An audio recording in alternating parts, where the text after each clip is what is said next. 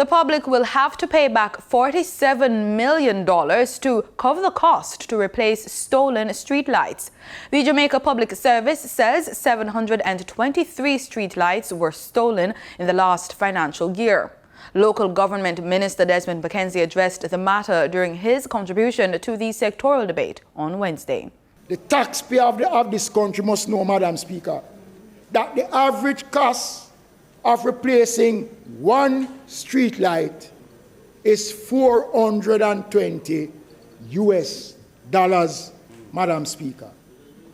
Now, I want you to listen to this. Chesterfield Main Road in St. Andrew is the site that is of concern.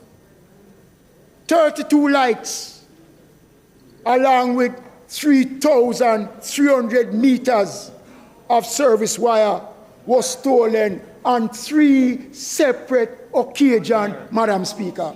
At Hellshire, 15 lights and 1,500 meters of service wires were stolen in one go, leaving the company at a loss of $7,000 US. It is not the responsibility for the constabulary alone, Madam Speaker. All of us as Jamaicans, Madam Speaker, because somebody must do something, Madam Speaker.